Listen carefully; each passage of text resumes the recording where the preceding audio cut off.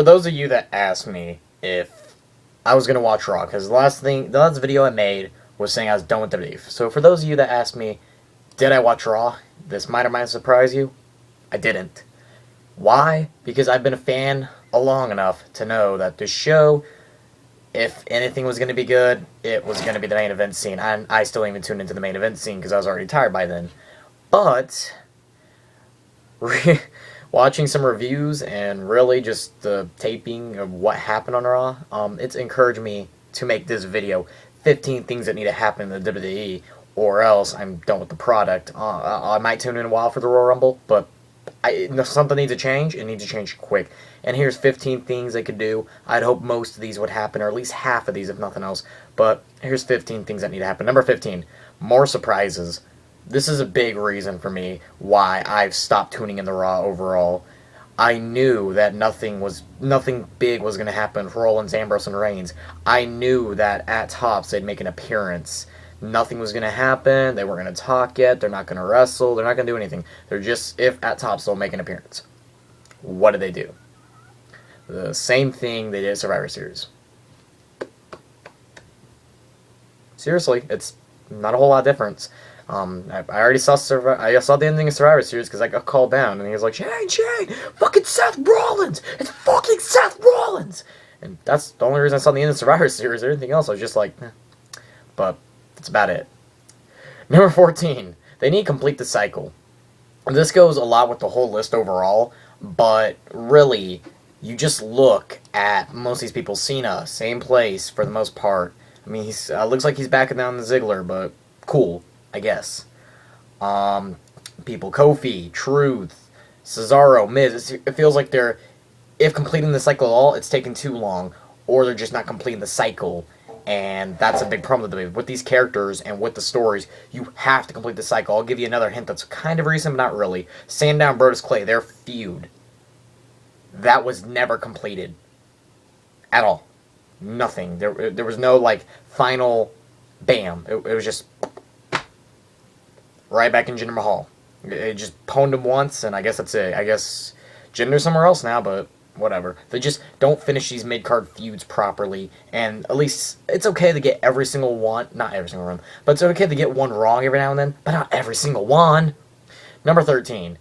You see number 3, because either 13 or 3 should happen, but 13, do away with both shows. They don't have to do this, but if you're going to keep doing the 3-hour Raws, get rid of SmackDown. It's the less watched anyways, it's the one that's already taped, so it wouldn't be a huge crisis if you did away with SmackDown. It really wouldn't. Or number 3. Number 12. You gotta appeal to the new generation. This generation is all about hardcore wrestling. Not as much as blood as in the 90s, but some of that wrestling factor, some of the smart markiness, and for the common fans that are still male adults, some more actual physical violence.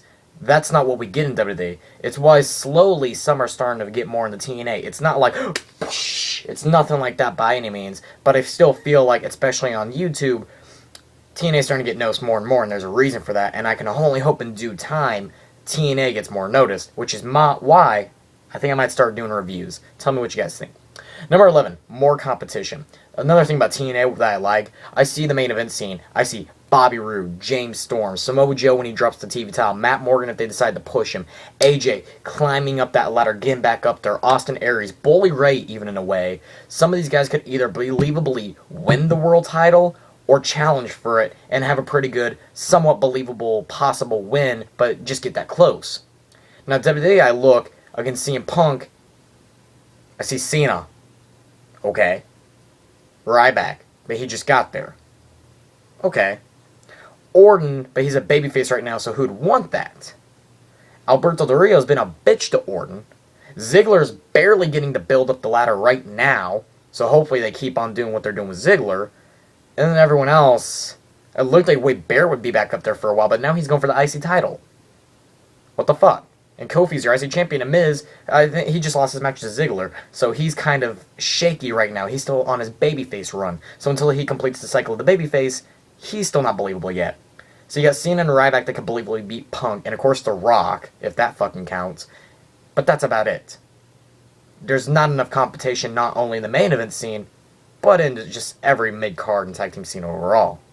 Number 10, creativity. Things that made companies like WCW and TNA great. TNA earlier, you can actually attack TNA for this one too, but WCW, the War Games, big fucking deal. TNA, the Feast or Fired briefcase, even though it was cheesy, it worked. And how they had Team USA versus Team Mexico versus Team Japan versus Team International.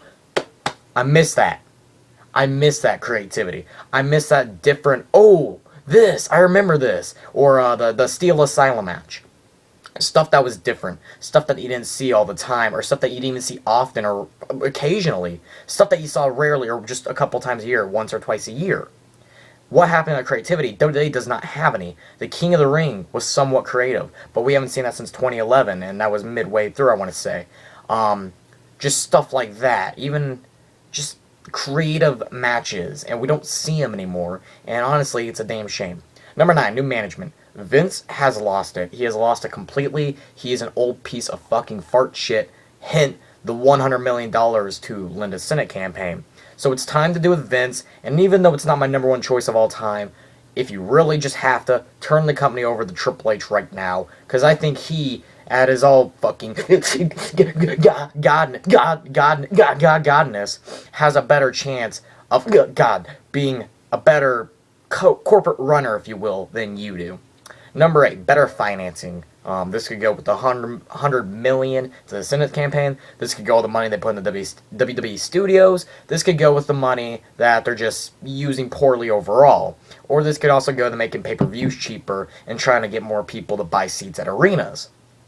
They need a better money philosophy, otherwise this company is going to start losing money more quicker and quicker like they already have, and they're going to go bankrupt, and I don't want that personally. I still like my variety in wrestling. I don't want the WWE to go, but they got to change some stuff to gain my interest back and to gain me back as a fan. Number 7, some variety. This can also link with number 6 here in a minute, but without variety, you're stuck to the same old shit.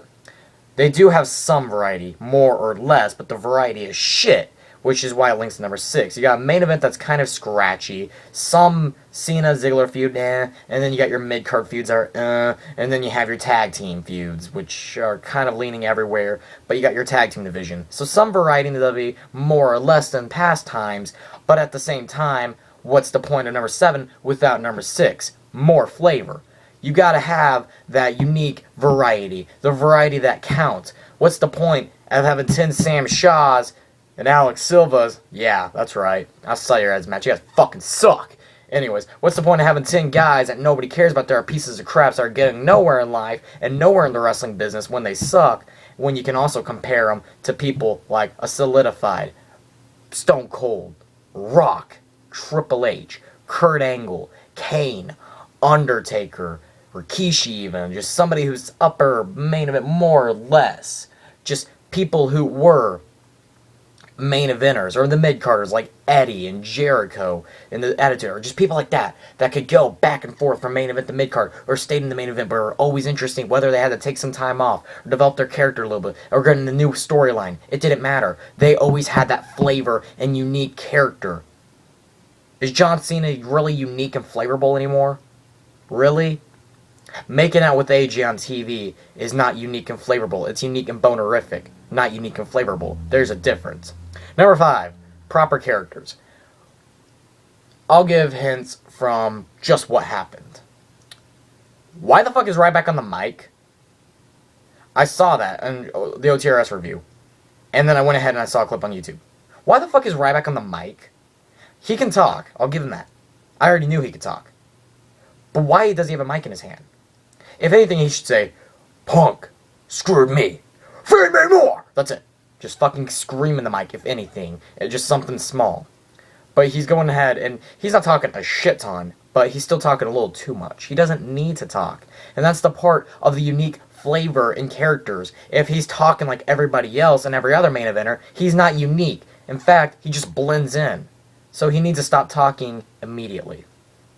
So that's just a hint of proper characters, how to build them properly. CM Punk, he should still be that rebel and revolutionary, yet he's beginning to blend in. Cena, man, it's too late for him. Fuck Cena. Number 4, you gotta focus on wrestling. You are a wrestling company, WWE. TNA, if nothing else, give them credit where it's due. They focus on the stuff they have. Gut check, open fight night, and being a wrestling company, if nothing else.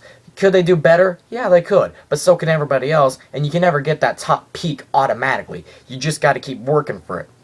You guys are not working for it. You guys are working on being a corporate, corporate, unified, I get along with everybody, I give blowjobs to everybody company. There's nothing wrong with partnering with Susan G. Komen. In fact, I encourage it. But at the same time, don't take away the fact you are a wrestling company. Don't focus on the stuff so much where you're killing the purpose of your business. Because that's what you're doing. Not just with Susan G. Komen, but with everything. When you combine all the stuff, you forget the fact, oh yeah, we're a wrestling company too. It's not even you mention it. Get all this stuff and say, you want to know what the best thing is? We're a wrestling company and we stand up for this stuff as a wrestling company. There is nothing wrong with that. Number 3. You see, I'm going to take this stuff off real fast. Sometimes stuff pops up on my computer. Number 3. 2-hour Raws is what's needed. So bad. So bad. See, the thing is, back in the day, even though it wasn't that far ago, you used to have the occasional 3-hour Raws. So people actually wanted to tune in to those 3-hour Raws. Now that these Raws are 3 hours all the time, if they don't take them off now, people are like, oh, I remember when Raws were 3 hours. They were boring. People are going to remember that, and they won't tune into your Raw, so you're killing the purpose of that extra advertisement and extra, let's get some more views. You're killing the purpose with the 3-hour Raws permanently. You're taking away that chance of more viewers when you do this. So WWE, you still got time. Cancel the 3-hour Raws before the end of the year, and when you're going to 2013, you got your fresh new start. You're welcome. Number 2, good storylines. Oh, do I need to start on AJ and John Cena? Do I need to start on how Cesaro's a rugby player? Do I need to start on how Brodus Clay is a 400-pound monster, yet he's jobbing to just about everybody now? Do I really? I don't think so. I'm just saying. They're not putting thought and effort into writing these stories. And if the creative writers are shitting that much, go span out a little bit. Even if you gotta push them, say, hey, there's people that'll write for us. Bluff them. I don't give a fuck. Look out and see writers who aren't doing anything right now and are willing to actually go ahead and write some stories for good money. Or decent money at least. More money than they're making. I'm sure there's writers out there that are willing to put more effort into their job and into their work instead of going ahead and just writing down, yep, good enough. I'm sure you can find better writers than that, WWE. Just don't fool me. And number 1, the big reason I've been trying to figure out why I've been turning over to TNA more than WWE lately. I really have. And I found it out, finally. Ultimately, a TV show or a movie has an audience to appeal to. Whether it's the Twilight, the teenagers in love, and the romance, and whatnot.